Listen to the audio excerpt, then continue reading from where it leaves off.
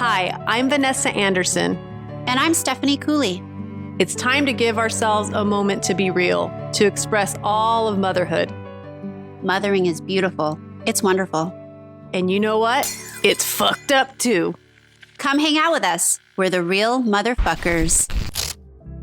Have you had a recent surgery or a scar you want to heal? Laser MD Ultra is a skin resurfacing treatment that helps rebuild glowing, healthy skin. There are many stages to healing. Let Avo Aesthetics help you with one of them. Feel safe, feel beautiful at Avo Aesthetics in Bonsall, California. Check them out at www.avomedspa.com. We manifested this guest today. I don't believe in coincidences.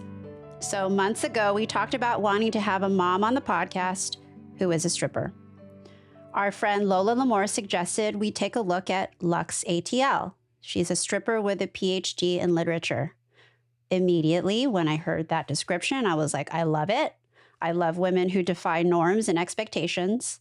So we wrote Lux ATL down, and I asked Vanessa to reach out to her. And I was wondering, will she even consider us? Because she's a very widely followed woman online. She has multiple projects going on, leads worldwide retreats, teaching women the craft of exotic dance and pole dancing. On the writer platform that I'm on, I noticed someone named Lindsay Byron started commenting on my work. One day, I decided to click to see who is interacting with my stories. I click on her bio and it says this: former stripper, ex-English professor, lifelong artist, and hustler telling tumultuous, true stories from my wild life. Read my memoir, Too Pretty to Be Good. You probably know me as Lux ATL. And I was like, what the fuck? This is the same woman. She called me right away. She's like, hey, the universe is saying yes already. That she's like, she's contacted me. I'm like, what? So it was like so cool that you connected, that we connected that way when we wanted to connect with you. It's just cool. Yeah. Well, that's wild, Yeah. dude. And, I was interacting with your writing because you're awesome. Oh, man. thank you. She is. Yeah, you're a great writer, and I'm a fan. Yeah, me dude. too. And I love that you're, I know that you're no longer a professor and you're not in that world anymore, but I love that you're still writing. I mean, this is what you love to do. Oh, my whole life is writing. Yeah.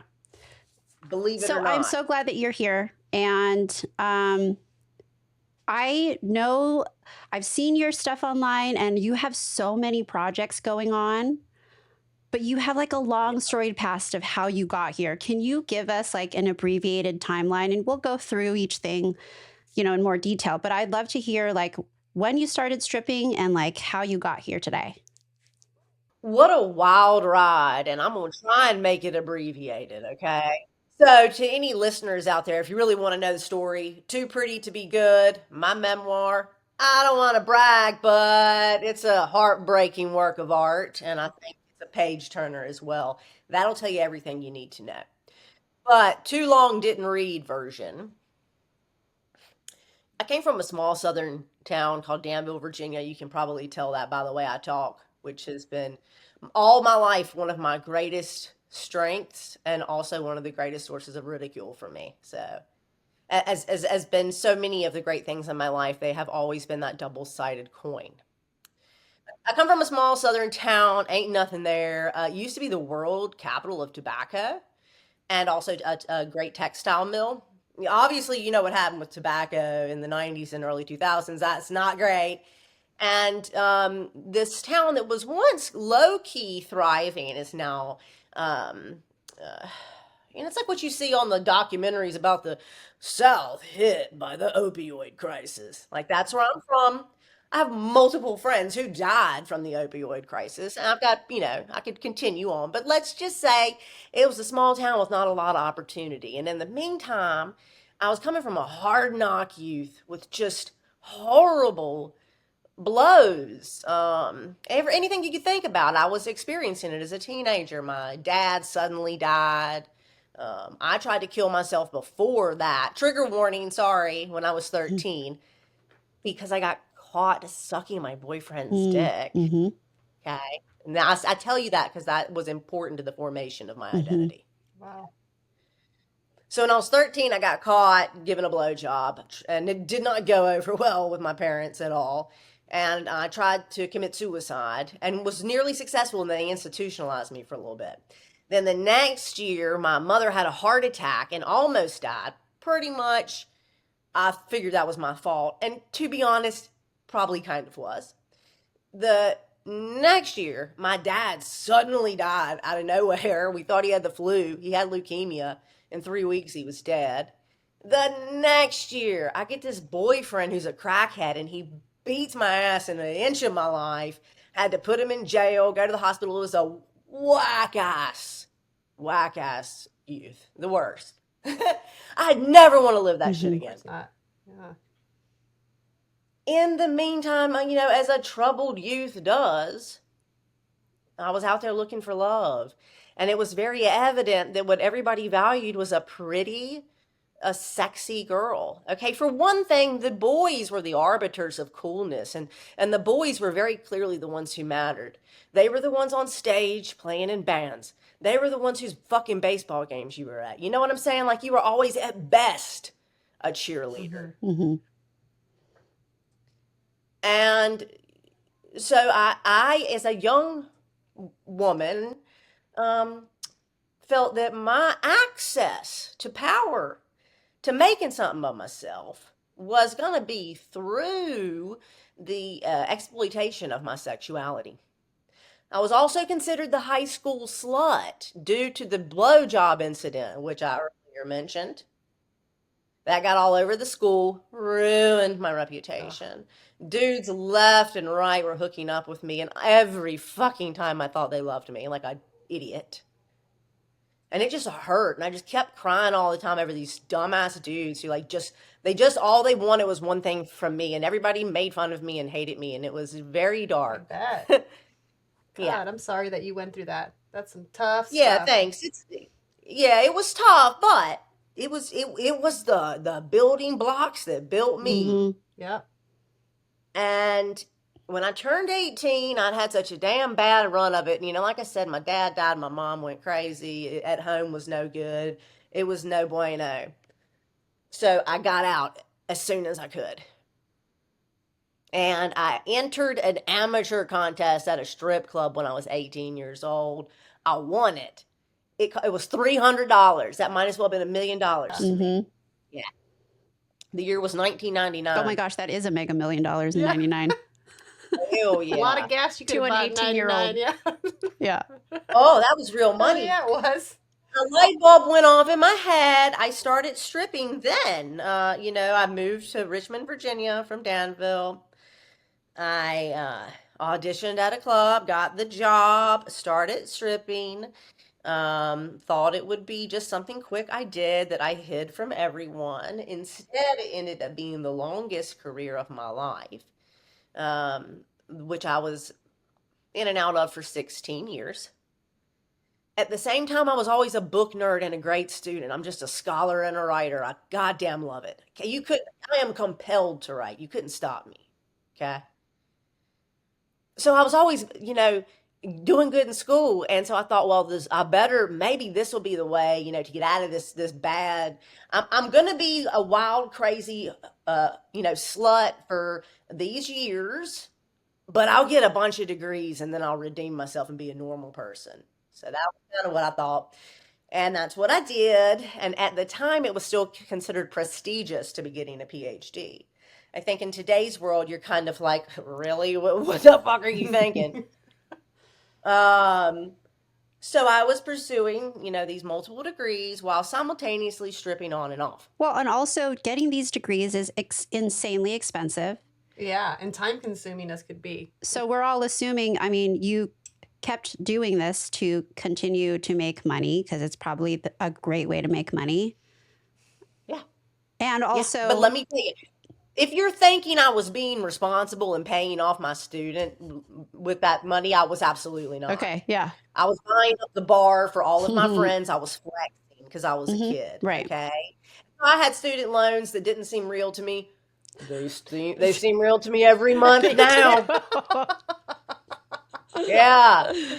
But as a young woman, I was mostly flexing. I was taking my friends out. I was going out to eat all the time. Like I was young, I was a kid, but I was like balling, and it looked Yeah. good. Yeah. It was like a good look. And now, instead of being this reviled loser in Danville, I was like this kind of, scene kid that people thought was fucking cool. Well, it's also like, okay, I mean, you're a walking contradiction, right? So like you're a stripper and like don't look down on me because I'm smart and I'm Yeah. going to school. Yeah, I mean, you're like, intellectual. Yeah, you're a sexual. Yeah.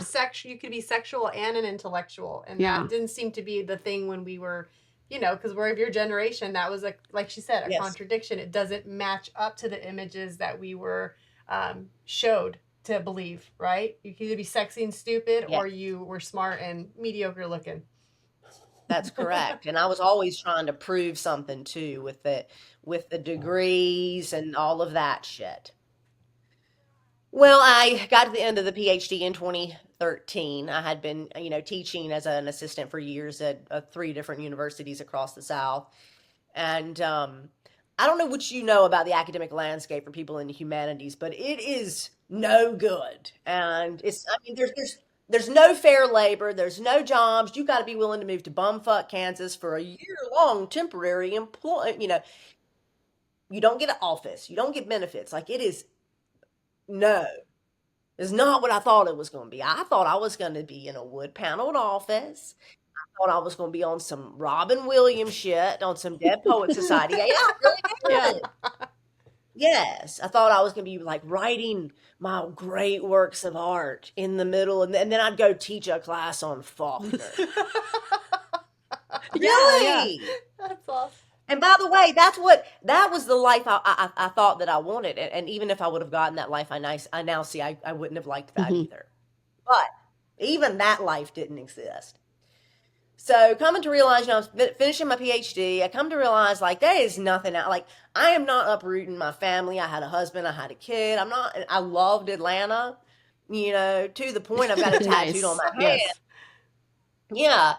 And I was like, I'm not going to uproot my family to go live in Kansas for 9 months to teach remedial composition for $34,000 a year. I mean, not doing it. But what else was I going to do? Somebody had to make money. And my husband's not rich. My husband's a high school teacher. So like, we can't depend. He ain't going to be able to take care of all this. Okay. So I said, well, I guess I'll go back to stripping, which I had done on and off my whole life, but hadn't done in quite a few years.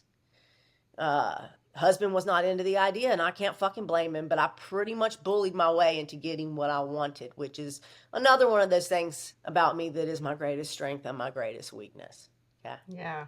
When you made that decision to go back, how much of you really wanted to do it?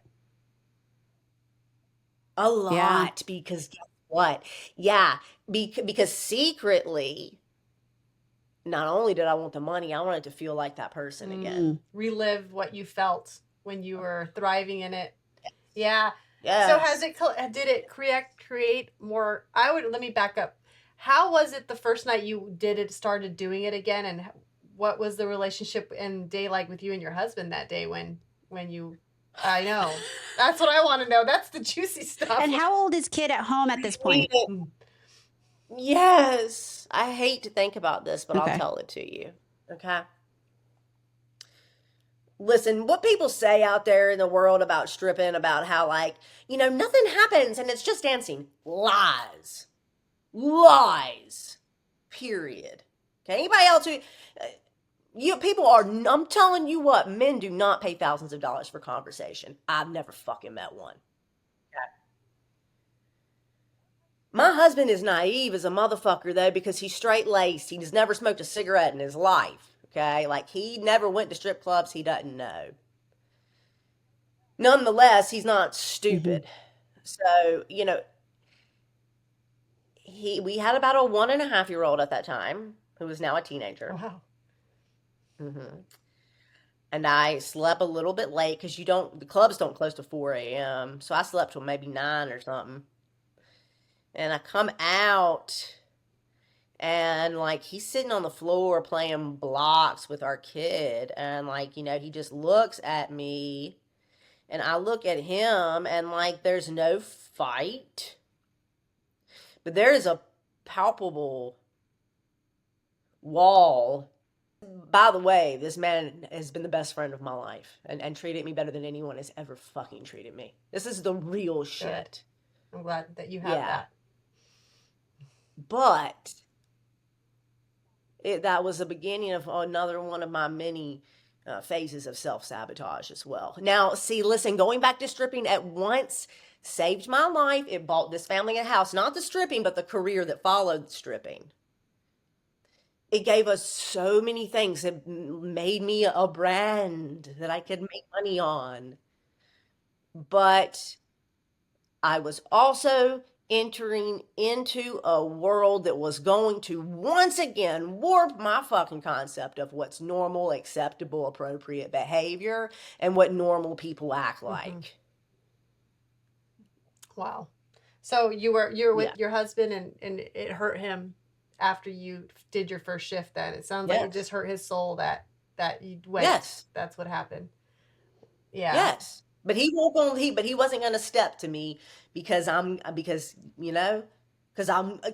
guess I made it where like I dare you to step to me. I don't know. I mean, like I say, I could be forceful. Yeah. Yeah. In case you can't tell. I try to, but as I've gotten older now, that's some of the things that have changed and I've softened in that. Yeah. So you just said, of course, being in a strip club, it comes with its weirdness between, having this relationship with someone you're providing a dance service to. How has it come from that to the journey of empowerment? Because, this is where it is, right? Because strip clubs, when a man goes there, it's, oh, I'm lonely or whatever. And they go to like lift their sorrows or, get turned on, there's all these different reasons. But how did this movement happen? Because it did happen in the last 15 to 20 years. Because before that, it was all about just sexuality. I don't remember it being empowered. I remember it being like what you had described earlier. It was like just a service, and that men were kind of using you for their pleasure. And now it's been kind of turned around. Can you explain that to us, please? Well, you know what? My opinions on that matter have been in the last decade on every end of the spectrum. Okay. Now, let me say this. This whole notion of stripping as like an empowering thing to do is a result of social media. It really came, it came, as you know, in the 2010s and the 20-teens. We get identity politics coming up real big, okay? And you start to see certain demographics of people that they don't want to be the official bad guy, all right? So they're looking for markers and for identifiers with which they can identify as an oppressed other, and then a good guy. The bad guys and the good guys. And you don't want to be the bad guy. You want to be the good guy. And so I think a lot of people in recent years have stripping has become hip, not only because women have been so thoroughly sexualized in popular culture, but because the internet makes it look cute through fucking TikToks and shit. I think that it ain't black and white. And listen, I used to think I had all the answers, and now I think I just have all the questions. But let me tell you my opinion, okay? Working in the strip club is the churning gut of the patriarchy. I don't even like to use that word because I think it's just been diluted to mean nothing these days. But it is a high relief, condensed portrait of female as sexual object for consumption. And yes, we are making money, but guess what? We're handing that shit over to some other fucking dude at the end of the night, the owner of the club. They're all owned by men, by the way. Men are really making the big bank off of strip clubs. Now, that being said, also, for me, at times I felt like, I'm a pragmatist, and clearly women's sexuality is valuable, and clearly most of the things that have gotten me what I wanted and a leg up in my life, most of them had to do with me weaponizing my Mm-hmm. sexuality. Mm-hmm. Okay, I don't think I would have ever. Sometimes I wonder if even anyone would have ever read my writing if I wasn't some Mm. stripper. And, and the writing is like that's my greatest Yeah. gift. But I think it took me being a stripper for people to find me sufficiently interesting. And so, on some level, I knew that this was what was valuable. And so I thought, well, fuck you. I'm going to do whatever it takes to get me to someplace better than where I'm at. I wanted real things. Like I wasn't thinking about so much about big philosophical questions. I was thinking like, can I ever buy a home? Like, can I ever feel like I can stop running? Um, and this was a source of money that I knew I could make it. I knew how to make it, and it was in my hands, and so it empowered me in that way. But on a feminist level, like, and that's another fraught word for me now, though I've deeply identified as a feminist since I was, 13. Um, I wouldn't exactly say it is a cut and dried, you know, would I tell my daughter to do it? I don't have a daughter, but if I did, nah, I'd rather. Yeah.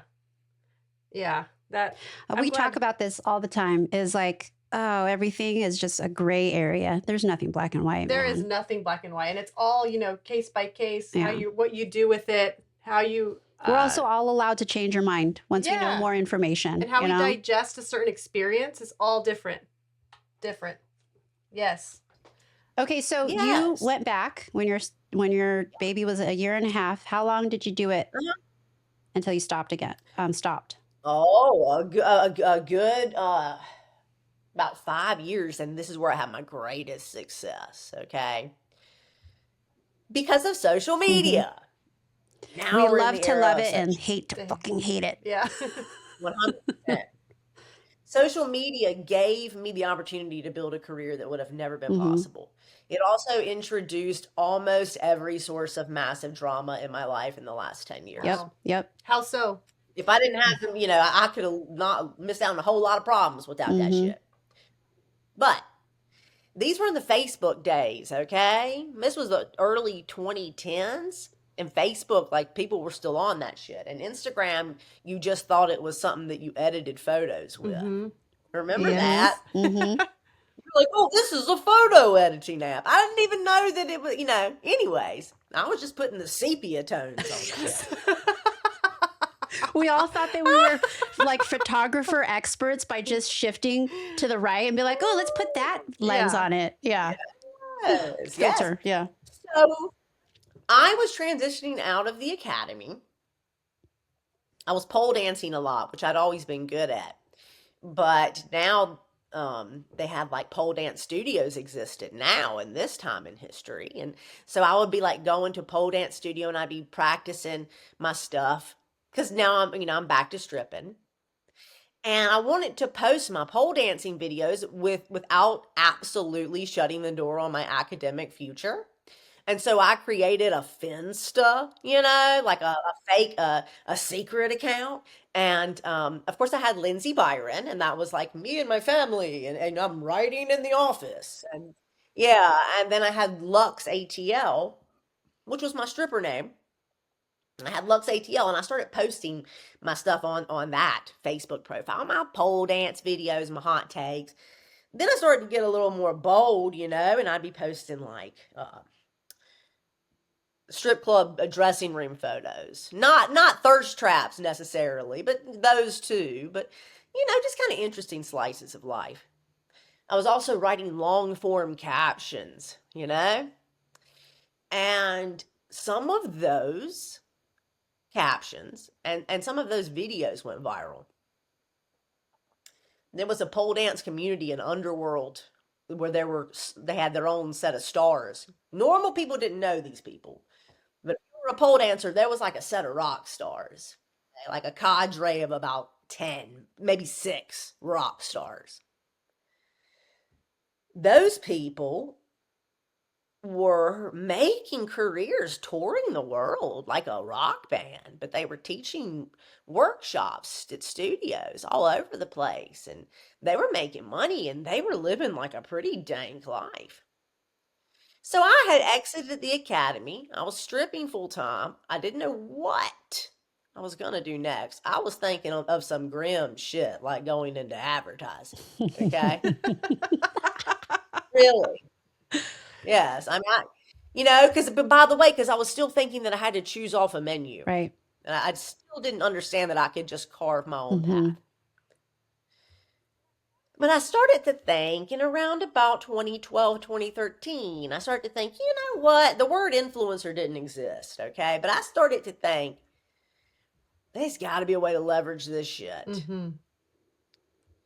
And so I invented a workshop called Strip Craft. I made a promotional video that truly made my career the most viral piece of work I've ever made. Rightfully so, because it's absolutely gorgeous black and white video of me giving lap dances to like a series of strangers. Okay.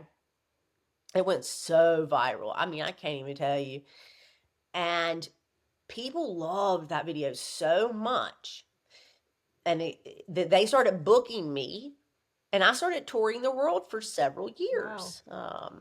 Yeah, I'd take a summer and I'd go like all over Europe, Australia, New Zealand, the US, a little bit of Canada. I went everywhere. And in fact, a lot of the times I'd have my family in tow. From there, I was able to quit stripping because I was making enough money as Lux ATL, Mm-hmm. teaching women in my workshop sensual movement, but mostly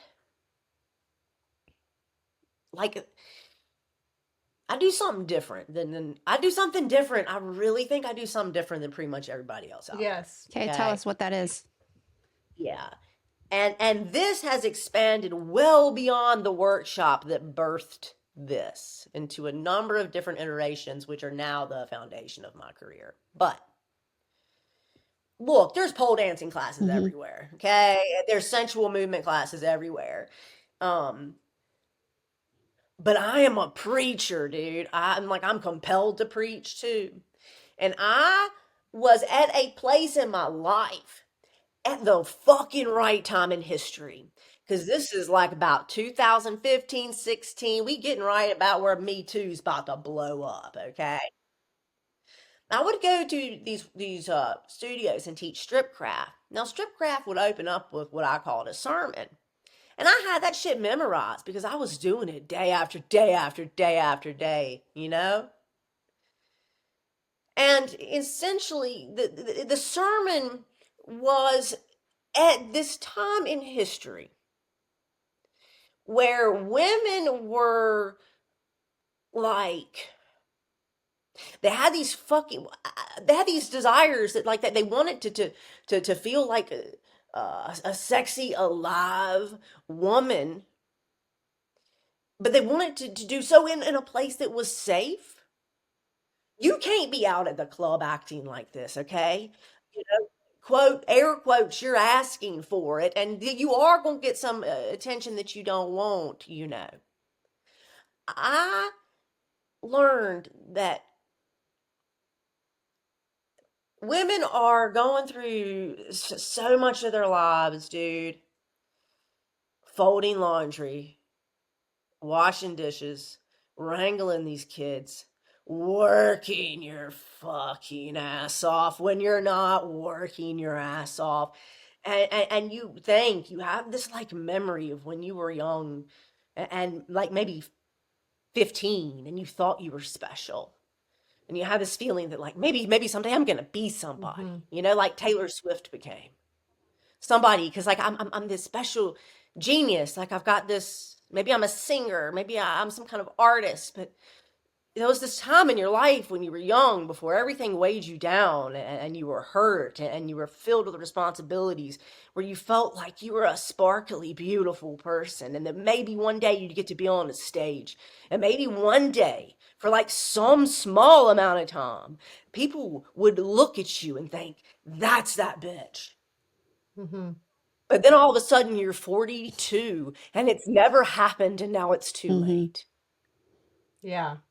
So you give them that. Well, Well, how yes. many of your clients are moms? I mean, I'm assuming a lot of them are. A goodly Yeah. amount. I believe, last I checked, I think about 70% of grown women in Mhm. general are Mhm. moms. Yeah. And that shakes out pretty well among my Mhm. clients. But we have a mix of women. But I just wanted to, you come to a strip craft workshop, you come to a strip trip, one of my retreats. Look, you are not there to learn a choreography. You are there to have a moment two different ways. One way,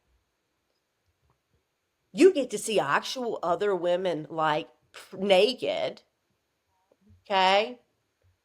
And by the way, that body that you thought you were supposed to have, none of these bitches has that body. Nobody fucking has that Mhm. body. I don't think anybody, I think you've got to starve. I think you have to work out constantly. I think you have to be a Kardashian to have that Mhm. body. I really do think you have to starve. So, thing one, women get to see all these other women in real bodies, feeling beautiful and alive and being applauded for. And they too get to take the stage, because I will say this. One thing about stripping that I will think of this on my deathbed. There is nothing better, baby, than the feeling of like dollars raining down upon you naked in a big room of people screaming for Wow. you. Mhm. That's a nice Yeah. feeling. I bet. For me, it seems like if you could get past being embarrassed, you have to Mhm. have a confidence up there and people can smell it. I know you have it. And I would be this timid little bird at first, having to break through all that conservative side of me to do that. Yes. But I would also Yes. say how it could be so liberating once you break through those walls. Let me ask you this. Have you ever done a little sexy dance in the mirror and thought you were a hot bitch? Yeah. See? Right. You know? And women like you make up a large part of my Mhm. clientele. It is exactly these. And so I think that people look at strip trips from the outside, people who are new Mhm. to me, and they think, oh, it's a bunch of strippers. No, it's not a bunch of strippers. Mhm. Strippers don't want to come do this shit for fun. They Like do we this for already work. do this all fucking day. Yeah. No, look, I've had a Yeah. few, I've had a few, but it is truly women from all walks of life, and some of them, quite a few of them are like professionally pretty high-powered Yeah. women. Yeah. Yeah, like they're pediatricians, they're Yeah. lawyers. That- You would not see this woman walking down the street and know what I know about her. Mm. Do you have these women? I mean, I'm assuming it's like a group of, I don't know, like 10 or something like that. And like at the end of the trip, they have such strong bonds with each other. I Yes. bet. And it has been a huge gift to me professionally, because you know what is so great? This is the thing, like there's no replacement for experience and time. And this is the gift that holding these retreats for nearly a decade has given me, is Mhm. that the women, so many of them, they come back again and again and again, which, by the way, is my favorite fact about my business, because I think that says Right. it Of all. I don't course. think I have to say anything Yeah. else than the fact that I have people who have come to 12 trips and more. Wow. So, That's yes. amazing. And I have It's amazing. And I mean, look, that speaks for itself. They're choosing to spend their money this way over and over again. So they must be getting something Do good. these women feel like their sex life improves after coming to these workshops because they like can get sexy with themselves and then they can give it more to their partners? I get thank you letters from husbands. Yes. I bet. Yes. I really do. And they are very respectful, but I'm reading the subtext. Yeah. They're getting some good I love sex. that. I have more than once gotten an email from a husband, and every time also, it is clear that he just loves his wife. Aw. And it warms my heart to see those husbands out there. So, that yes, they're glad for the, little uptick in the sexiness, but they're more than anything glad to see their wife not feeling like a permanent laundry folder for a minute. No, it's true. And Steph and I have talked about this because we've been with our husbands for 2 decades plus, and it's nice to be able to find the next level of sexuality with your partner. And I feel like this would do that for me. This would be a good tool to bring into my bedroom and also for myself because when we get middle age, I feel great about myself, but it's also things are changing and I still want to feel beautiful about myself and be like, this is who I am and it's still juicy. It's still great. Just really having that true confidence that we all want to have. So, Yes. Has doing this kind of repaired your relationship with yourself? Because I know you felt very conflicted about your profession being a stripper. And now you've taken it to this next level of like repairing women's relationships with themselves. What has it done for you personally, emotionally, psychologically? It would almost make me want to cry to answer, but I'm going to try not to. And if you cry, it's okay. Okay. You know what? I've had a few really great gifts in my life, and Lux ATL is one of them, and I'll think of her on my deathbed too. Like, this was the friend that, it's like, how you have like this sense of a self that is observing yourself, Like, Lux was like the friend who took the risks, who did crazy shit battling for me to fucking make it, man. And like, she fought so hard, she worked so hard, and she took something that was full of so much like it's just this so much self-destruction and like abuse, and like sex work is, you are going to be sexually assaulted every fucking day.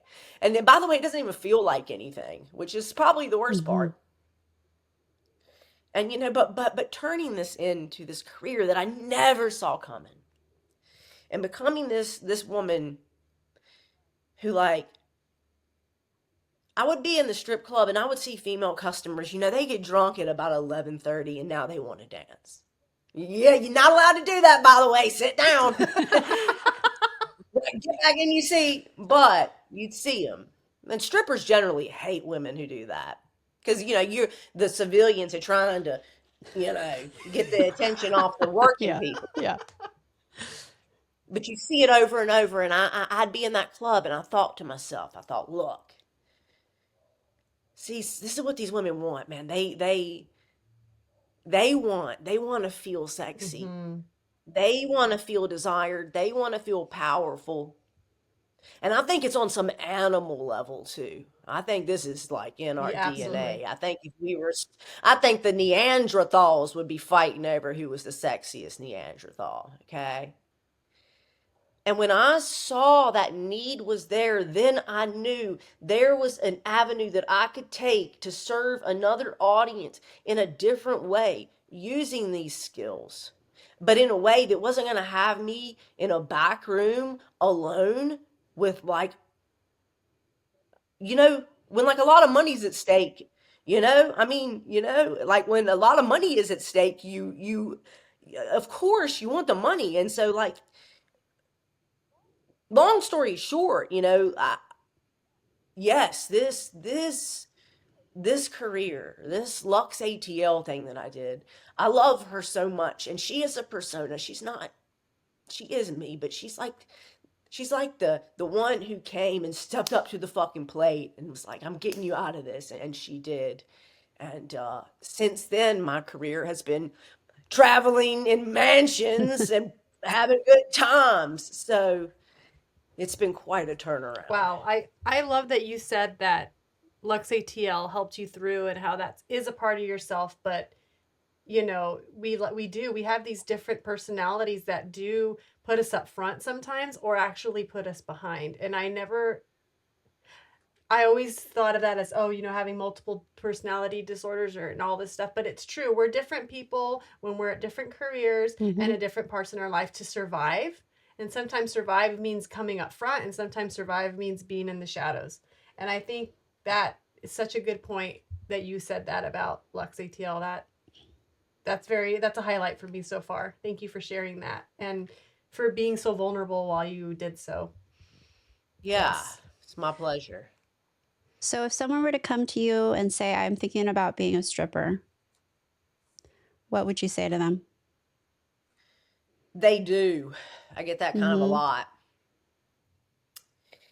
You know, when we were talking earlier about the way that sex work has kind of become glamorized on the modern internet, I don't want to toot my own horn, and I'm not exactly proud of this, but I think I was probably instrumental in that because I was had a lot of notoriety in them days. I was a very famous stripper on the internet at that time. Arguably still so. Even though I don't strip anymore, by the way. Like, my business is my life, my business and my art. Like, I haven't stripped since 2016. Um, but if someone were to ask me that, man, I'm I'm I'm thinking right now, like I said, I don't have a daughter, but I have a my friend's little girl means a lot to me. Beautiful child, wild child too. I could see it in her eyes. She'd love to come do this shit. Okay. Yeah, I know the type, you know. Yeah. She's exuberant, she's beautiful. She's got what it takes.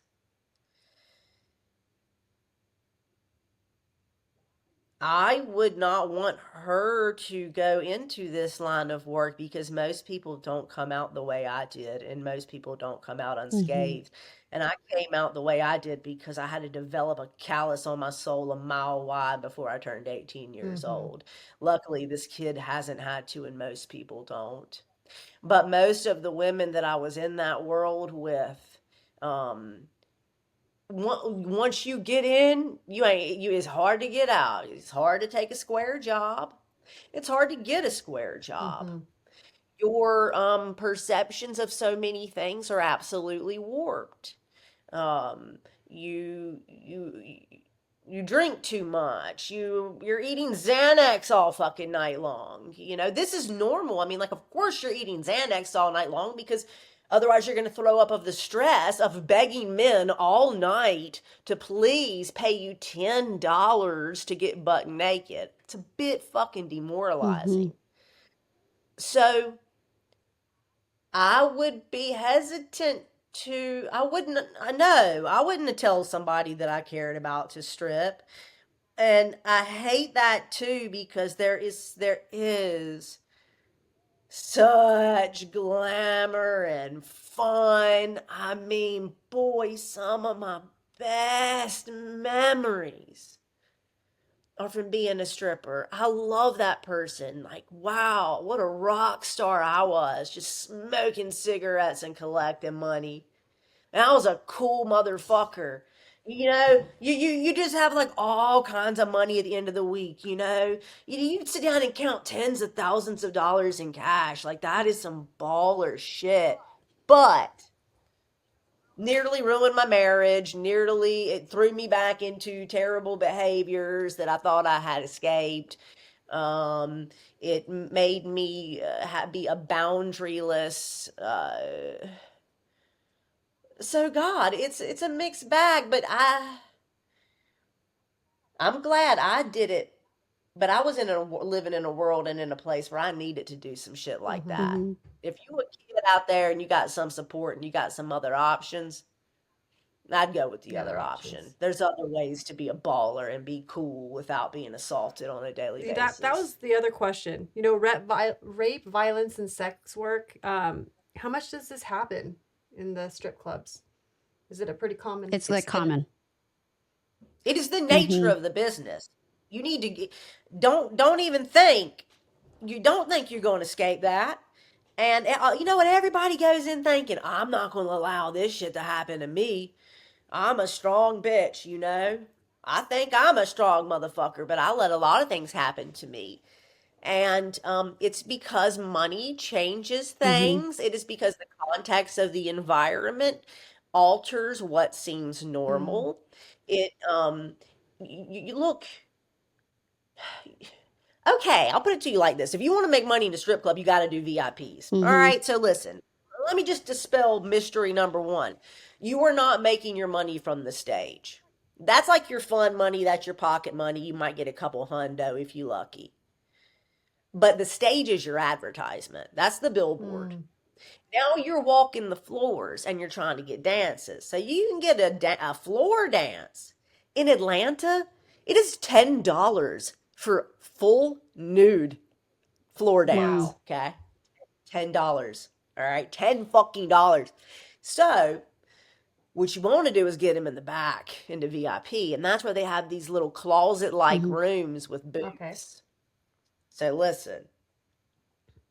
Technically,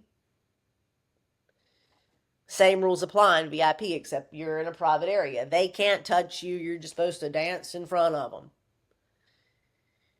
Now, what percentage of people you think are obeying those rules? Well, that's a hard motherfucking sell. Yes. And so when you're trying to make the sell, you're making all these implications. But you can't lie. You can't outright promise shit. But you're being, coy and implying like, well, I'm a rebel and on some dumb shit like that. Yeah. Right? Well, then you get back there and like, now, okay, well, you've implied some shit. And listen, it is so often so much easier. Just let the dude suck your titties. It'll be over with in 10 minutes. You can think about something else. I was not even there. I hear people use this term dissociation. I am not a therapy speak kind of person, but I think that might have been what I was doing. That it was like I wasn't, I didn't have to be there. I could endure it. So men are definitely going to want to touch you. They're going to want all kinds of things. And if you want to make money at a strip club, you're not going to make it by standing 3 feet from a dude and dancing. I mean, I think common sense tells us that. Yes. And so it's just, it's irregular. And, like I said, you're complicit in it. I was complicit in it in that, like, was I forcibly raped in a strip club? No. No. Did I do things that I could still cry about if I thought about them? Oh, yeah. All of it's a gray area. Yeah, well, you're talking $700 or zero. I'll take the 700 if it's only going to take me 15 minutes. Yeah. Yeah. So what is the craziest thing that's happened to you that what's something that you're comfortable talking about? Because I got a good one for you. Okay. How about the time I gave a lap dance to John Stamos? Yes. Stop. The handsome, you know what? I know John's, Uncle Jesse. Yep, Uncle you know what I'm saying? Jesse. Yeah. Look, we know he's a handsome man. You've seen the photos. And then you may also know that he's aged well. Yes. He's as handsome Damn as he it. ever was. Yes. But guess what? In person, twice as hot. Even hotter. Yes. It was like all of the girls in the club, we were like, oh my God, he's even hotter. Dripping in charisma. Yeah. I mean, the dude, he was so nice. He was pleasant as hell. He paid me good money, and I got to seduce John Stamos for 2 songs, and I certainly enjoyed That is that. awesome. That is crazy. I bet that was mind blowing as fuck. I never forgot bet. it. That's insane. Yes, I hung out with Scott Disnick of Kardashian fame once, but that was less Yeah. satisfying. Oh my gosh, well, he looks less satisfying. Yeah, he was. He's an what attractive you man, see on but his personality looks like it's a dud. he's an attractive man, and I know people say that reality TV distorts right. personalities, but I mean, no, he really was like what you see on the Kardashians. Yeah. Okay, can we talk about your relationships and how that has been affected by, I mean, like, obviously your relationship with your husband is probably a lot different now that you have these retreats. How long have you been Yeah. together now? Oh my God, 15 years next Congrats. month. Nice. Yeah. Yeah, 15 years of marriage, been together 17 Oh years. my gosh, you guys are such a strong unit then if you can last through that. Absolutely. Well, yeah, we will, like, knock on wood. He gonna have to do something real fucked up that I don't see. Yeah, this is a very strong and stable marriage That's now. great. And my life, my domestic life is, very solid. I have no worries about the state of my marriage or losing my husband or anything. The thing that plagues my family life at this time is that we are constantly working all the time, and there is no rest and there is no help. We have a toddler that I didn't expect to have in my 40s. Mm. Yeah, I got unexpectedly pregnant at 40, and my husband was 43 Oh my at the gosh, time. and you guys are so just, you thought you were done. we were Oh, done. shit. Yeah, I'm telling y'all, don't believe in this like natural family planning, pull out, rhythm. The No, Catholic way doesn't work? you were playing. I'll tell you what, it worked. It works. It works. It works for 10 years, and then one time it does not work, Oh, and then you're oh pregnant. Yeah. my God. Well, that So you have yeah. a teenager and Todd- a 3-year-old. I do. I have a teenager and a toddler. When my eldest is a senior in high school, my youngest will be going to kindergarten. Holy crap. So Yeah. I know. So how has that been for your older son? I mean, do his peers know about you, and if they do, how do you handle that? And how does he handle it? Yeah. They don't know about Okay. me. My son is a loner and deeply a pragmatic kid. Um, it hasn't come to a head where I have had to take account for myself and my life to my Mhm. children. I fear that one day there will be some teenage fight where somebody calls me a whore or something. Now that's me projecting, because that's also my core wound, and that's why I made it my core strength. Wow. Being a whore, that was my core wound, and then I just made a whole life around it somehow. But it is something that yeah, I mean, that's something that concerns me sometimes. I try not to put my kids on my social Right. media very often.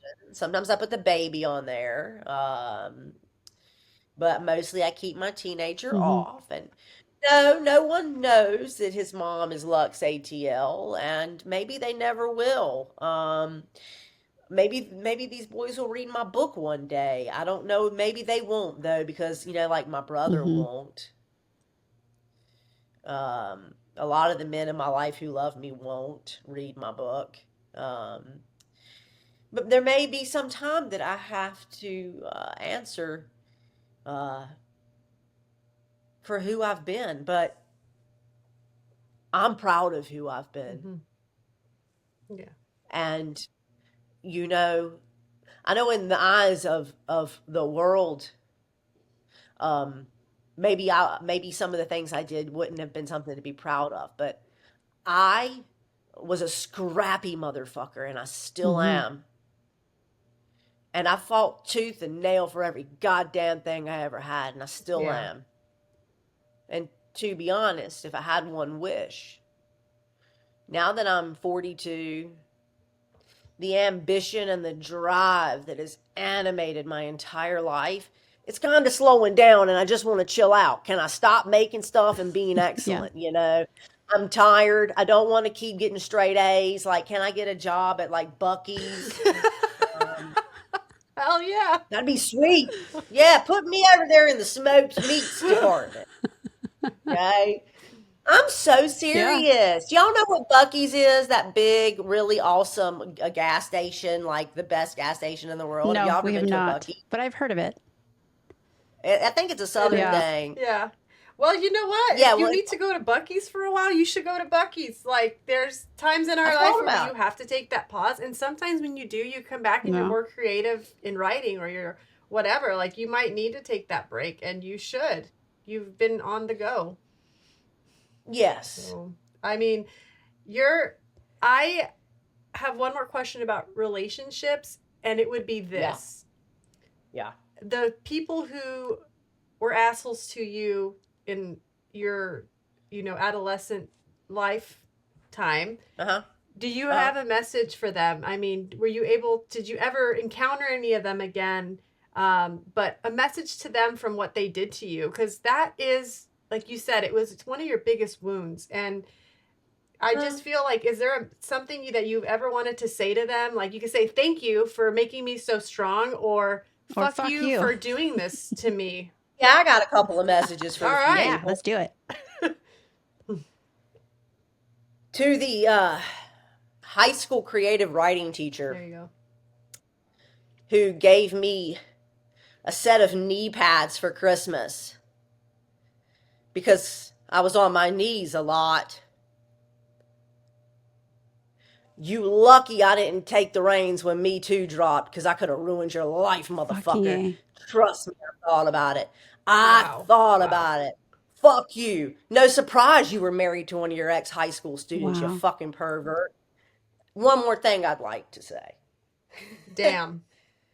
Yeah, that really pissed me off. I actually had a teacher give me motherfucking That knee is pads. crazy. That's how they were acting in the 90s. That is crazy. Yeah, you can't do like that no more. Another thing I'd like to say. This is a chip on my shoulder. I don't know if this is justice or not. This is a chip on my shoulder, okay? You know, I was always an artist. I was always a musician and a writer and a singer, and I played instruments and I did a lot of cool things. But I couldn't be included in anything, and it was just because I was a girl, you know what I'm saying? Like, that was the thing that made me not cool enough. And a lot of these very cool dudes would allow me to be into proximity of them. And indeed, they'd even fuck me every chance they got. And they'd fuck me tenderly too, like they loved me. I'd be 15 years old, 16. Oh, my dad just dead. They really took advantage of me then. Just a number of young men making me, I just needed love so much. I just wanted, like, I thought that if you had sex and that meant that you felt something, because I was a kid and I didn't know. To those motherfuckers, first of all, I know for a fact at least 2 of y'all are crackheads now, because I still read the Danville Blotter from time to time. Okay? Secondly, once again, y'all better be glad I wasn't feeling vindictive when Me Too dropped, because I would have loved to have ruined a whole fucking bunch of lives. But I don't want to ruin a whole bunch of lives, so I'll just end it by saying, y'all all thought I wasn't shit, and I hate to brag, just kidding. I love to. I made something of myself and made a bunch of art and bought a house and made a career. And not only despite y'all, but because of you. So thanks. Yeah. What a message. And that's what I'm thinking. I think you used that hurt to power you to become who you are. You used it as a strength. And I'm so sorry that happened to you. I'm really sorry that happened to you. Yes. Okay, we've got our last 3 questions that we ask all of our guests. The first one is, what's your baggage? Okay. Okay, I know this is a rapid Yeah. fire. My baggage is I'm always running. I'm Mm. always running. I'm always overachieving. I'm always trying to make sure things are going to be okay. I never feel safe. I'm waiting for the shoe to drop. My dad died when I was a kid, when my mom was my age. So is my husband going to die? Mm. What terrible tragedy is going to happen? Am I ever going to have enough money? I better make more money. What if I lose the house? Then I lose everything. Most of my life is spent breathless. I fucking wake up breathless. I don't know how to make it stop. I Dang. don't. Yep. Yeah. I know. Well, cheers to you to work on that forever. Yeah. Yeah. I know. That's a great prognosis. Seriously, like, well, we talked to all of our guests. They have their baggage, and it's like it is the lifelong work, Yeah. and we don't know if we're It ever is. gonna solve it. Is that why we're here? Yeah. You know, is that our purpose to have this lesson? Who Mhm. fucking knows? We'll know soon. Yeah. What or who inspires you? Currently, I'm getting my greatest artistic inspiration from Metallica, Nice. namely their song One, which is a very dark exploration into the psyche of a wounded WW2 war victim who is trapped inside a body with no limbs, no voice, no sight, and no hearing. Whoa. Mhm. Okay. Yes, I really recommend that you listen to it and listen to the full version, the one that's like 7 minutes long. I find it incredibly inspiring because as a work of art, it is a motherfucking masterpiece of content and form. The musicianship is they grabs you by the throat and takes you on a ride, and they make the music make the same meaning of the Absolutely. lyrics. I mean, My husband's yes. a Metallica fan, so I'm very familiar with that song. And I also love The Unforgiven. That song always, that's like my Oh, jam when I'm feeling, I know, great it really song. is. And it does have that Yes. like melancholic, and then it ramps up and then it gets melancholic. Yeah, it's Ooh, really good. So yeah. that's a great thing you're working on. And I mean, that's, yeah, Metallica is very poetic. I never noticed that until my husband brought it to me. I'm like, okay, it does mean something. Great Well, wait, writing. it's Like, don't see Metallica is you, Yeah. right? The Yeah. surface is what we all think, right? And then underneath, you're like, Yes. oh shit, it's poetry. Yep. Yep. Mhm. All hard, but softness and Mm-hmm. all of the in between. So, Very much. And I would think that's a very apt description of the way that I do perceive myself. yeah. Yeah. Well, how about when did you fuck up as a mom and what did you learn from it? I just did this. I think I fucked up. I hate this. Yeah. So, like, we changed our insurance to something cheaper. I don't know what y'all are paying, but it is criminal in these It's expensive. streets. Egg. Criminal. So we're still paying over $1,000 a month, but apparently the insurance sucks, and wherever we can go is a piece of shit. And I found that out yesterday when I took my kid to the pediatrician, and they were trying to like look in his ears and mouth, just sort of routine checkup stuff that I don't guess really was all that important. Anyways, he's a year and a half old. They like fucking had like two people restraining him on this table. And he's like screaming and looking at me helplessly for help. It reminded me terribly of the birth that I recently had that was utterly traumatic and very similar, where I was just fucking brutalized. And like, and I just, and like, by the way, nobody helped me either. And so I felt like I let some people treat my kid bad, and I didn't protect him because I thought that they were an authority and I didn't know what to say. And now I'm afraid that that face is going to haunt me for a while. Yeah. Yeah. Yeah. I wish I would have stood up and I wish I would have said, like, fuck the fucking, don't worry about his fucking ears. Leave him alone. Mm-hmm. Yeah. I'm Yeah. realizing you needed a doula in your room for that. We learned about, we talked to a doula who's there for your birth, and, like, you just need that person. If you can't, I feel that, like when you're like, okay, they're a person of authority. I guess I'm just going to sit here and watch it, 100%. Yeah. No, Yes. I'm always anti-authority, so I'm like, fuck that. I held my kids when they'd get examined, and I'm like, I know you ain't touching them with that, or that's Good. where I'm a tiger in life. Mhm. But I'm like, Good. I always question authority. I don't always think we're in their best interest. Just depends on where it's coming from. Yeah. So that's me. Uh-huh. Yeah. Yes. So, I mean, you have been just amazing to have. I don't drink, but I feel like I need a margarita after this podcast. And you have, yeah, I didn't know what to expect, but I didn't. And I just love how open you are and how honest you are about your life. And it's something a lot of us, we don't do that. We don't like opening our wounds, and we don't like showing our weaknesses. And I felt like you show everything, your strength, your weaknesses, what you're working on. You're a true, what you get and what you see is the same thing. And I love that about you.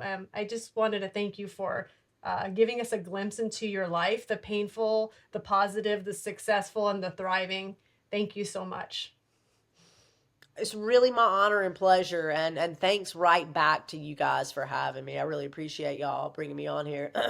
By the way, listeners, tune in to Hookergate. Yeah. Okay? Hookergate. It's my true crime docudrama, and it is a beautiful work of art. It's going to take you back to 1930s radio. It's a true story of a interstate brothel ring that operated out of my hometown in the 1970s. It's a wild ride.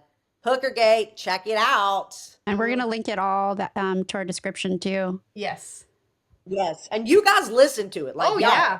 give it a listen. Absolutely. You're going to like Well, I'll message It's you a when romp. we're done, because I'll start it. Cool.